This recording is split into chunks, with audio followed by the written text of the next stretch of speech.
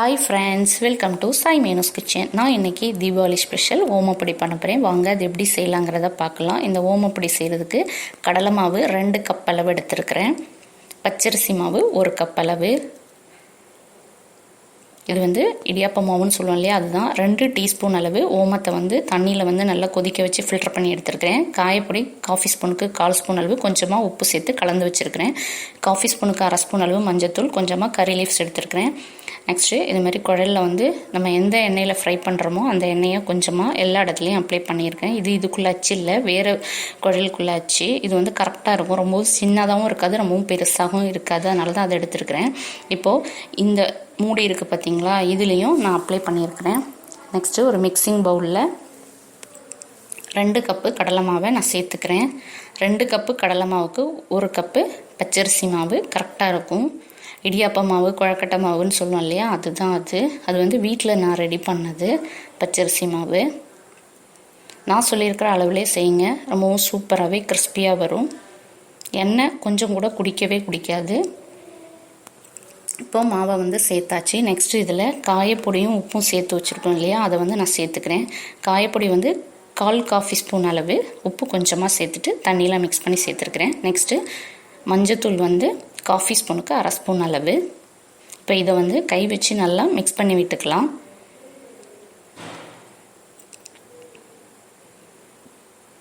Next இதில் ஓம தண்ணி இருக்கு இல்லையா, ஓமம் 2 டீஸ்பூன் அளவு எடுத்து நல்லா ஒரு கிளாஸ் தண்ணியில் நல்லா கொதிக்க வச்சு ஃபில்டர் பண்ணி எடுத்துருக்கிறேன்.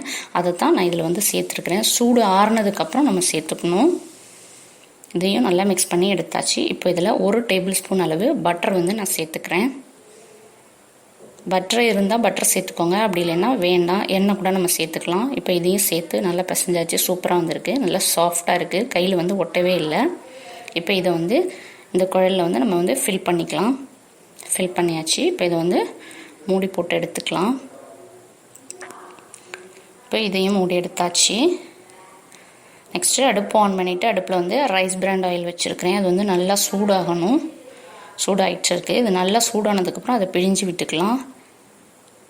நல்லா சூடானதுக்கப்புறம் தான் அதை பிழியணும். இப்போ பிழிஞ்சு விட்டுக்கிறேன். பிழியும் போது கேர்ஃபுல்லாக பிழிங்க, ஏன்னா அந்த சூடு நம்ம கையில் படும். அதனால தான் சொல்கிறேன். ஃபஸ்ட்டு பிழிஞ்சதும் அந்த எண்ணெய்லாம் நல்லா பொங்கி மேலே வரைக்கும் வருது பாருங்கள், பபிள்ஸ்லாம். அது நல்லா ஃப்ரை ஆனதும் அது அப்படியே இறங்கிரும் கீழே. பபிள்ஸ் எல்லாமே எதுவுமே இருக்காது. அந்த டைமில் இதை நம்ம எடுத்துக்கலாம். திருப்பி போடக்கூடாது இந்த இதுக்கு, ஏன்னா அது ரொம்பவும் நைஸாக தான் இருக்கும் ஓமப்பொடி. அது சீக்கிரமே ஃப்ரை ஆயிரும். இப்போது இதை நான் எடுத்துக்கிறேன். எடுத்து நான் பிளேட்டில் வச்சுக்கிறேன். இது ரொம்பவும் சின்ன ஓட்டை உள்ள அச்சு இல்லை, மீடியம் சைஸ் உள்ள அச்சு. இதோட கொஞ்சம் பெருசு உள்ளதும் இருக்குன்ட்டு.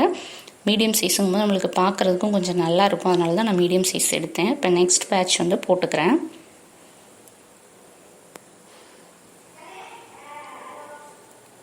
போட்டாச்சு. இதுவும் ஓரளவுக்கு நல்லா ஃப்ரை ஆகி வந்துருச்சு.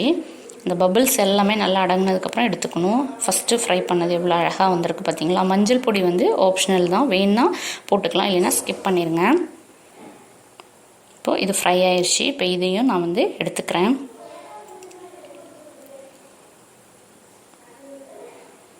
சூப்பராக எடுத்தாச்சு. இப்போது இதே மாதிரியே நம்ம எல்லாத்தையும் நம்ம மாவையும் நம்ம பிழிஞ்சு எடுத்துக்கலாம். இப்போது ஃபஸ்ட்டு குழலில் போட்டது தான் இவ்வளோ காணம் எனக்கு வந்திருக்கு.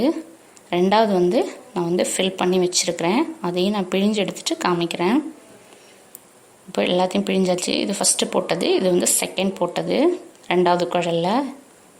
இப்போ அடுப்பை ஆஃப் பண்ணிட்டேன். அந்த சூடு இருக்குது எண்ணெயில். இப்போ எடுத்து வச்சுருந்த கறி லீவ்ஸ் இருக்கு இல்லையா, அதை ஃப்ரை பண்ணி நம்ம ஓமப்பொடியில் சேர்த்துக்கலாம். இப்போ நல்லா ஃப்ரை ஆயிடுச்சு. இதை ஓமப்பொடியில் நான் சேர்த்துக்கிறேன். சேர்த்தாச்சு. நம்மளோட டேஸ்டியான கிறிஸ்பியான தீபாவளி ஸ்பெஷல் ஓமப்பொடி ரெடி ஆயிடுச்சு. கண்டிப்பாக நான் சொல்லியிருக்கிற அளவுலேயே செஞ்சு பாருங்கள், உங்களுக்கு ரொம்ப ரொம்ப பிடிக்கும். செஞ்சு பார்த்துட்டு எப்படி இருக்குங்கிறத கமெண்ட் செக்ஷனில் சொல்லுங்கள். இது என்னோடய பிள்ளைங்க உடைக்கக்கூடாதுன்னு சொல்லிட்டாங்களே. ஆக்சுவலாக ஓமப்பொடிக்கு அது நொறுங்கி தான் இருக்கும். இவங்க உடைக்கக்கூடாதுன்னு சொன்னதுனால நான் அதை உடைக்காமல் அப்படியே வச்சுருக்கிறேன். பார்க்குறதுக்கும் அழகாக இருக்கு இல்லையா, அதனால தான் இதில் கொஞ்சமாக சின்னதாக எடுத்து அவங்களுக்கு உடச்சி காமிக்கிறேன் பாருங்கள். டக்குன்னு உடஞ்சிரும். அது அவ்வளோ கிறிஸ்பியாக இருக்குது. எண்ணெய் கொஞ்சம் கூட அது குடிக்கவே இல்லை. சூப்பராக வந்திருக்கு. இப்போ உடைக்கணுன்னா நம்ம கை வச்சு லைட்டாக அழுத்தினா போதுமே, இல்லை அது எல்லாமே நல்லா உடஞ்சிரும். இது அழகாக லேயராக இருக்குங்கிறதுனால என் பிள்ளைங்க உடைக்கக்கூடாதுன்ட்டாங்க.